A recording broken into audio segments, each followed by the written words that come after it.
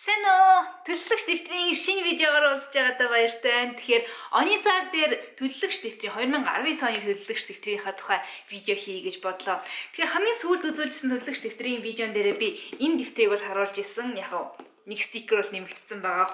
Leuchtturm-ийн A5-ын хэмжээтэй 250-аад хуудастай бол ийм дэвтэр бол ашиглаж исэн.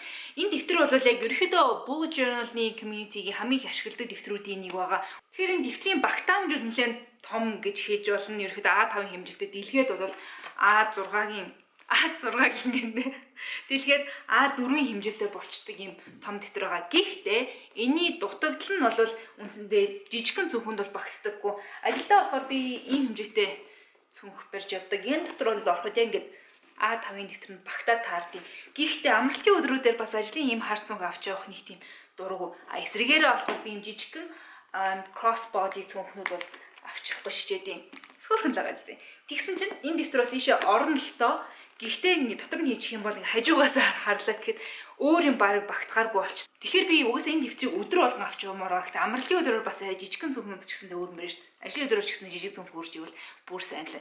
Тэгэхээр A5-ын хэмжээнээс магадгүй баг зэрэг жижигрүүлж үзье гэж бодсон. Тэгэхээр A5-аас жижиг хэмжээтэй дэвтэр гэхээр нэг бол A6, нэг бол B6 байгаад байгаа юм. Тэгэхээр B6 бол яг дэвтэрний хувьд л надад айгу таалагддаг. Гэхдээ bullet journal зориулсан юм B6-тай дэвтэр байдаг болов уу гэж бодоод яг бас хайгаагүй л дээ. A6 хайж явж байгаад Scribbles That Matter-ийнхэн бол A6 болон B6-гийн хэмжээтэй хоёр дэвтэр бол гаргасан юм байна. Тусдаа нэг бол ногоон, эсвэл улаан өнгийн хоёр дэвтэр гаргасан. Тэгэхээр өнөөдөр ямар дэвтэр харах вэ? Scribbles That Matter-ийн B6-гийн дэвтэр. Энэ 2019 он миний ашиглах гэж байгаа дэвтэр байгаа. Хэмжээний харьцуулаар харах юм бол энэ A5, энэ B6. Арай намхан. За ингэж тавьчих дөө. Арай нарийнхан байгаа нь харагдана. Дээрээсээ тэгээ арай намхан байгаа нь харагдана. Гэхдээ хангалттай том хэмжээтэй. Хэрвээ би A6-г авсан бол энэний талаар дэвтэр авах байсан. Тэгвэл B6 болохоор талаас нь бол том болчихж байгаа. Тэгэхээр A5, A6 хоёрын айл алийнхын давуу талыг айлах шингээж өгсөн байх гэж бодож байна. Тэгэхээр нөгөө ажлын цүнхний ядтар бол баг босоогоор багтчихна. Харин амралтын өдрөөр барих гэдэг байгаа цүнхний ядтар босоогоор арай багтахгүй байх. Гэхдээ өмнөх дэвтрээс бол арай жижигхэн баг зай эзлэн гэж бодож байна. Тэгэхээр би A6-гийн тэгэхээр B6-ийнхаа дэвтэрний дотоод сетапыг бол аль хэдийн хийцэн. Тэгэхээр өөрчлөөд дотор нь одоогийн байдлаар хийцэн байгаа хуудасуудыг харуулъя. Энэ хавцсан миний өмнө ашиглаж байсан дэвтэрнээс арай ялгаатай юм байлээ. Нэг юм жоох юм арцгартуу бол хавцтай байсан. Тэгэхээр дэвтрийн одоо нэгэд үзье. Тэр ихний нүрэн дээр бол энэ the following scribbles belong to гэд өөрийнхөө нэр магадгүй утас эсвэл имэйл хаягаа бичих хоёр мөр байдаг. Яг нэрээ биччихлээ. Доор нь бол утасны дугаараа тавьсан илүү эвтэйх юм байлээ. Тэгээд энэ тэмдэглэлийн дэвтрээ хэдний өдрөөс эхэлж ашиглаж эхэлсэн бэ гэдгийг бол энэ дээр өдрөөр бичих боломжтой. Би энэ дэвтрээ арай л эрт эхэлчих гээд байсан болохоор өөрийгөө 2019 онд яг дэвтрээ нээлгэхийн тулд албаар 1 сарын 1-гээ урьдчилаад бичсэн. Тэгэхээр 1 сарын 1 хүртэл өмнөх дэвтрээсээ бол гарахгүй гэж бодож байгаа. Зарын хэсгээр бол цаанаасаа өөрөө юм key буюу тэмдэглэгээнүүдийн хэсэгтээ bullet code гэдэг bullet journalist-ийн одоо хийдэг юм нүднүүд дээр ямар тэмдэглэгээ ашиглаж болох вэ гэдгийг үзүүлсний дээр color code гэдэг магадгүй өнгө ашигладаг бол тэрийг урьдчилан тэмдэглэх боломжтой. Миний хувьд одоо ямар нэгэн даалгавар task байх юм бол нэг цэгээр босныхан дараа бол x-лчдэг.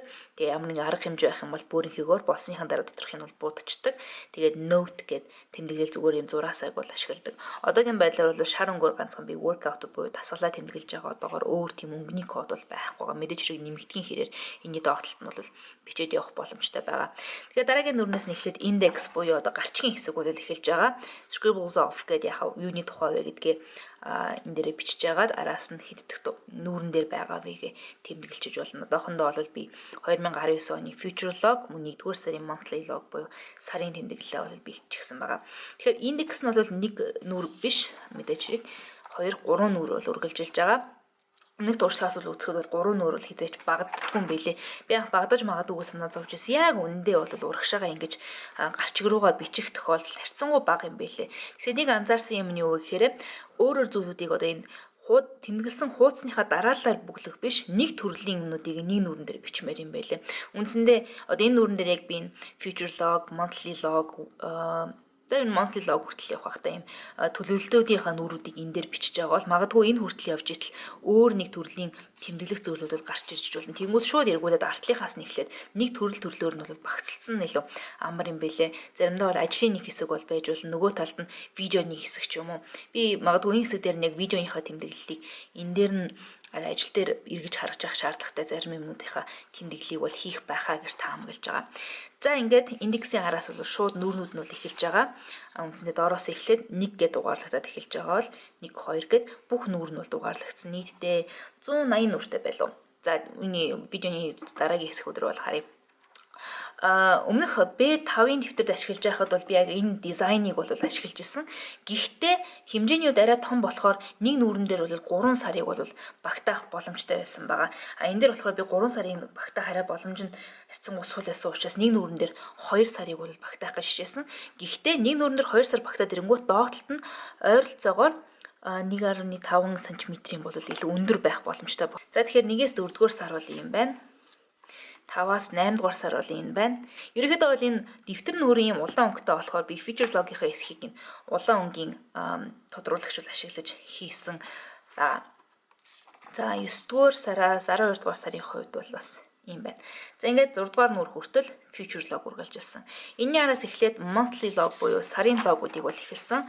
За ерөнхийдөө үндсэн стандартаа бол стандарт гэж дээ. Хамгийн энгийн календарны загварыг бол ашиглчихсан. Гэхдээ аль болох нэг нүдний хэмжээг том байлгахын тулд дээш нь нүүлгэж өгөөд нэг нүд нь 3-ыг харьцах нь 3 см-тэй нүднүүд байгаа юм байна. Өдөр болгоно ингээ өгцөн. За тэгээд энийг магадгүй энэ Monday би дээш нь нүүлгээд энэ нүдийг хоосон орхиж болох байсан ч гэсэндээ энэ 19 оны 1-р сар гэдгийг багтаахын тулд албаар Monday-ийн доош нь чирээд авчирсан байгаа. Энэ дээр харин бусад тэмдэглэгээнүүдийг бас хийж өгнө гэж бодож байгаа. Feature log дээр оруулаагүй. Гэтэ feature log дээрээс харах шаардлагагүй. Сарихтай харьцангуй том заасан дээрээс харах боломжтой юмудаа бол monthly log дээр бол оруулж өгч болно. За араас нь эхлээд би хамгийн ихний 7 хоногийнхоо weekly-г бол зурцсан. За 7 хоногийнх руу бол орох юм бол сүүлийн 2018 оны 12 дугаар сараас эхлээд би яг энэ дизайныг ерөөхдөө ихэвчлэн ашигласан A5-ын дэвтэр дээр ашиглаж байгаа дизайнаа би дахиад B6 руу оруулчихад хэмжээний хувьд бол харьцангуй таарах юм бэлээ. Энэ хэмжээ ч гэсэндээ яг энд нь сарынхаа зүйлийг оруулаад ашиглахад болохоор байсан. Ихэнх хүн бусад нөгөө нэг дизайнуудыг харахаар 6 нүд хийгээд нэг нүдээ бол хагасаа бүтэн санд нь бол хуваачдаг юм бэлээ. Гэхдээ надад бол бусад ажлын өдөртөө ижлэгийн хэмжээг 2 хувааж 2 өдөрт өгөх нь бол харьцангуй багдаад байгаа юм шиг санагддаг учраас хагасаа болон бүтэнсээ өдрийг би тус тусад нэг өдөр болгохыг хичээдэг. Магадгүй B6 дээр таарах өөр weekly-ний санаанууд байх юм бол өгөр одоохондоо бол энэ надад ашиглаж болж байгаа. Одоохондоо. За тэгэхээр дараагийнх нь нүрээс эхлээд ингээд хоосон байгаа юм байна. Би эндээс эхлээд шууд daily log хэлүүлэх гээд бодож ирсэн. Магадгүй өөр тэмдэглэлүүд хийгдэж магадгүйгээд одоохондоо орхичихсан байгаа. Тэгэхээр daily-ний санаанд байвал хэлээрээ магадгүй нэг өдөрт бол би нэг л нүүр бол ашиглах байх. Тухайн нүүр нь дуусаагүй байсан ч гэсэн дараагийн өдөр нь болчих юм бол дараагийн нүүр рүү ороод явчихна гэж бодож байгаа. Тэгэхээр B6-гийн дэвтэр бол нийтдээ за одоогоор 124 180 190 бараг 200 нүртэй юм уу? Яг 200 нүртэйгээр дуусж байгаа юм байна. Тэгэхээр B6-гийн хэмжээтэй 200 цаастай. Тэгээ артталт нь ихэ гоё pen test гэдэг хуудас байдаг. Тэгэхээр яг ашиглаж байгаа үзэгнүүдээ бол туршиж үзэх боломжтой. Энэ шиг юм доттой буюу юм цэгэн шугамтай биш, юм хоосон цаас үт юм бэлээ. Тэр нь жоохон сонь санагцсан. Гэтэ яг pen test гэдэг ингэ байж идэг. Заавал тустай юм pen test гэсэн нүүр байхад өөрөө ашиглаж байгаа дэвтрийнхаа хамгийн арын нүүрэн дээр мэдээж pen test буюу үзгээ турших хуудас болоод ашиглаж болно. Гэтэ яг Scribbles That Matter-ийн өөрсдийнх нь дизайны бас нэг онцлог нь бол төгсгөл дээр ийм нүүр оруулж өгдөг нь сонирхолтой юм байлээ. Тайлбар хэсэг дээрээ pen test-ний 2 хуудас байгаа гэсэн бичиг байсан. Гэтэ яг үүндээ 2 хуудас биш, 2 pages гэсэн байсан учраас үндсэндээ эхний нүүрний яг артлыг нь бол бас шууд нэг нүргээр ашиглаж байгаа юм. Тэгэхээр үндсэндээ жихнээсээ бол нэг цаас pen test-д зориулсан байгаа. Тэгээд Scribbles That Matter-ийн бас нэг гоё юм нь дэвтрийнхаа төгсгөлд mindfulness гэдэг юм хэсгийг оруулж өгдөг юм байлээ. Энэ дээр болохоор flip through this journal from the first page to the last. See all the scribbles, a mirror to your past. What have you learned? How have you grown? reflect and ponder when you are alone. Ийм гоё хэсэг байж байгаа. Тэгэхээр магадгүй 1 жилч вэ, хэдэн сарч вэ энэ дэвтрийг ашиглаж дууссаныхаа дараа эргүүлээд бас бодох юм хугацаа өгж байгаа. Өөрийнхөө юм тэмдэглэлийг хийх боломж хугацаа өгж байгаа нь бол их сонирхолтой байсан. Нүүрний дэвтрийн эхэнд бол энэ дэвтрийг ихэлсэн огноог бичиж өгч байсан бол төгсгөлд нь бас энэ дэвтрийг дуусгасан огноог бичиж өгж байгаа нь бас дэвтрээ илүү сайн ашиглах зөвхөн одоо ажлын тэмдэглэл хийгээ зогсохгүй өөрийн journal буюу одоо өдрийн тэмдэглэл гэж баг ашиглаж болохоор ашиглах боломжийг бас өгж байгаа. Дизайны хувьд бол нэмэлт дэмжлэг бол болж өгж байгаа гэж хэлж болно.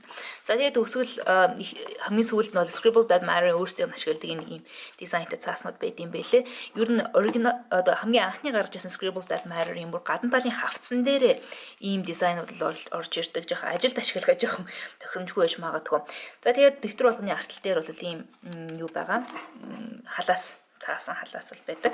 Би энэ дээр хэдэн post-it note бичсэн. Яагаад тэгэхээр энэ дээр би ихэнхдээ нөгөө нэг юу худалдаж авах вэ гэсэн shopping list-үүдээ бичээд наачдаг. Тэгэхээр тухайн өдөртөө бол заавал энэ дэвтэр дээр бичих шаардлагагүйгээр нүүрнээс нүүрлөө бол шилжүүлээд явах боломжтой. Дэвтэр дээр заавал бичих шаардлагагүй зарим зүйлсийг гэхдээ мэдчих хэрэгтэй юмнуудыг бол post-it note-оор ашигласан айгу зүгээр идэм бэлээ. Би энийг бас ажлынхаа хүнээс сурсан гоё юм бэлээ.